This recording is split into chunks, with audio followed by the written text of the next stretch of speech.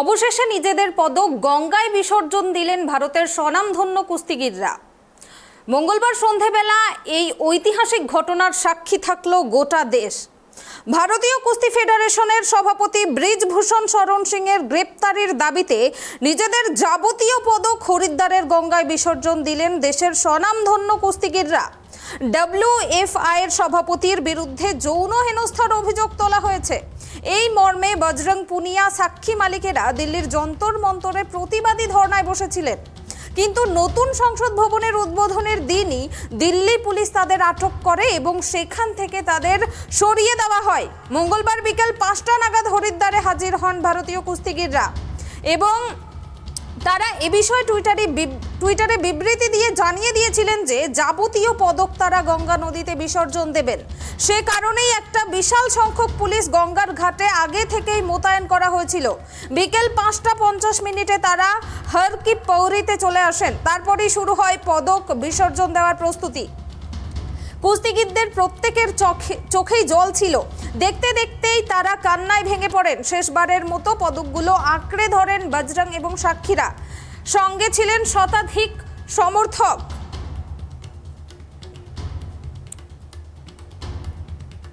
চোখের জলে শেষ বিদায় পদকের। কুস্তিগিরদের প্রতিবাদে সরব হয়েছে গোটা দেশ।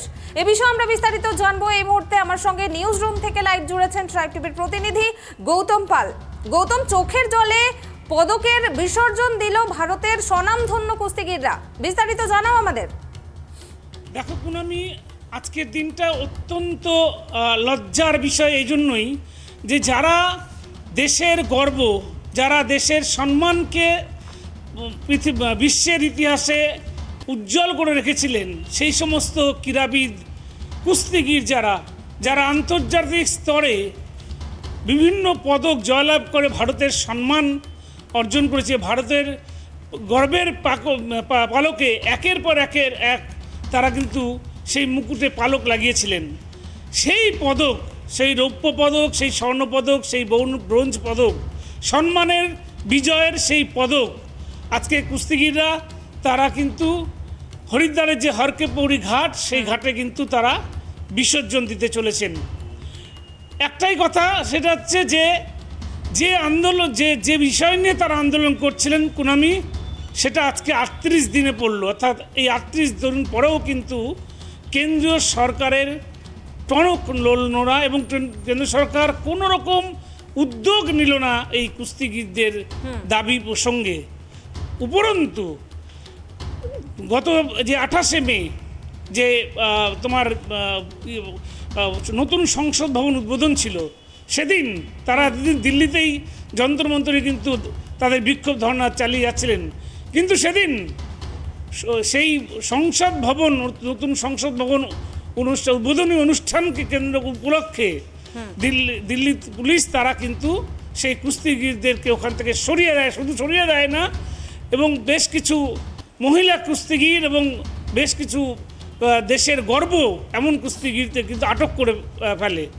এরপরেই তারা সেখান থেকে চলে যায় এবং চলে যায় শুধু নয়, তারা সিদ্ধান্ত নেয় যে তাদের জয় করা যে পদক, অর্থাৎ দেশের গর্বের যে পদক, দেশের সম্মানের যে পদক, সেই পদক তারা গঙ্গার জলে ভাসিয়ে দেবেন। এবং এতটাই তারা হতাশাগ্রস্ত, এতটাই তারা আজকে এমন অবস্থান পড়ে গেছেন যে আন্দোলন নিয়ে তারা এতদিন ধরে রয়েছেন, কোনো কর্ণপাত করলো না কেন্দ্র সরকার। বাধ্য হয়ে তাদের, মানে বলতে পারো এক কথায় তাদের হৃদয়টাকে তারা বের করে দিতে চাচ্ছেন। কেননা একটা কুস্তিগির বা একটা ক্রীড়াবিদ, তার কাছে শ্রেষ্ঠ সম্মান হচ্ছে তার পদক। সেই পদককে কিন্তু আজকে জলে ফেলে দিতে, গঙ্গার জলে বিসর্জন দিতে হচ্ছে তাদের এই কেন্দ্রীয় সরকারের এই একেবারে অনমনীয় মনোভাবের জন্য। এবং আমরা যেটা দেখতে পাচ্ছি যে সেখানে সাক্ষী থেকে শুরু করে অনেক কুস্তিগির তারা উপস্থিত হয়েছেন এবং প্রায় 2 শতাধিক সমর্থক তারা উপস্থিত হয়েছেন হর কি পৌরি ঘাটে হরিদ্বারের। সেখানে তারা কিন্তু চোখের জলে বিদায় দিতে হচ্ছে তাদের পদককে। কেননা এই পদকই তাদের সম্মান, এই পদকই তাদের পরিচিতি, সেটাকে তাদের আজকে বিসর্জন দিতে হচ্ছে একমাত্র কেন্দ্রীয় সরকারের অনমনীয় মনোভাব এবং কেন্দ্রীয় সরকারের চরম বঞ্চনার কারণে। কুস্তিগির তথা দেশের সম্মানের দেশের গর্বের ক্রীড়াবিদ কুস্তিগীরদের আজ তাদের নিজের হাতে নিজের বিজয় পদক সেগুলো গঙ্গায় বিসর্জন দিতে হচ্ছে। হ্যাঁ গৌতম, একদমই দুঃখজনক ঘটনার সাক্ষী থাকলো আজকে গোটা দেশ, কিন্তু এখনো অবধি যদি এ বিষয়ে কোনো রকম সিদ্ধান্ত না নেওয়া হয় কেন্দ্র সরকারের পক্ষ থেকে, তবে কুস্তিগীরদের পরবর্তী পদক্ষেপ কি হবে জানা যাচ্ছে এ বিষয়ে কিছু? হ্যাঁ কুনামি, আমরা যেটা জানতে পেরেছি সূত্র মারফত, আজকে গঙ্গার হরিদ্বারের হরকেপৌরি ঘাটে গঙ্গায় তাদের পদক বিসর্জন দেওয়ার পরেও কিন্তু তাদের আন্দোলন থামবে না। তারা কিন্তু জানিয়ে দিয়েছেন যে দিল্লির যন্তর মন্তরে তারা এতদিন ধর্ণা দিয়েছেন, তাদেরকে উঠিয়ে দেওয়া হয়েছে।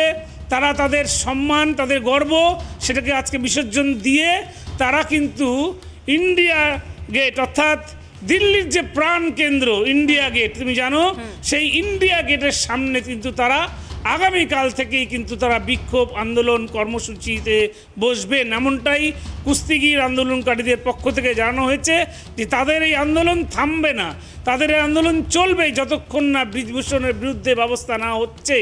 এবং শুধু তাই নয়, তাদের যে দাবি দেওয়া সেগুলো যদি না পূরণ করা হয় তাহলে এই আন্দোলন তাদের লাগাতার চলবে। তুমি জানো আমি আজকে 38 দিন, এরপর আগামীকাল থেকে যে ইন্ডিয়া গেটে, দিল্লির যে প্রাণকেন্দ্র ইন্ডিয়া গেটে তাদের অবস্থান বিক্ষোভ শুরু হবে। ধীরে ধীরে এই আন্দোলন এমন একটা জায়গায় পর্যায়ে পৌঁছচ্ছে যে সারা দেশের শুধু কুস্তিগিরিরা নয়, আপাতত দৃষ্টিতে মনে হচ্ছে যে এখন কুস্তিগিররা আন্দোলন নামলেও তাদের পাশে কিন্তু গোটা দেশের মানুষ রয়েছেন, আমি এমনটাই বলছি। কেননা সমস্ত খেলোয়াড় জগতে কিন্তু তাদের পাশেই থাকবে। ইতিমধ্যে তুমি জানো কেন্দ্রের যে বিরোধী সরকারগুলো রয়েছে, বিরোধী দলগুলো রয়েছে, তারা কিন্তু এই কুস্তিগীরদের পাশে দাঁড়িয়েছেন। এই সূত্র মারফত, তৃণমূল সূত্রে খবর যেটা পাওয়া গেছে, তৃণমূলের রাজ্যসভার সাংসদ ডেরেক ওব্রায়ান তিনি ইতিমধ্যে জানিয়ে দিয়েছেন যে তৃণমূল কংগ্রেসের একটা প্রতিনিধি দল তারা কিন্তু দিল্লিতে ইন্ডিয়া গেটের সামনে তাদের সাথে গিয়ে দেখা করবেন। এভাবেই শুধু তৃণমূল কংগ্রেস নয়, রাজ্যের দেশের প্রত্যেকটা বিরোধী দল কংগ্রেস থেকে শুরু করে সকলেই কিন্তু এই আন্দোলনকারীদের পাশে এসে দাঁড়াচ্ছে।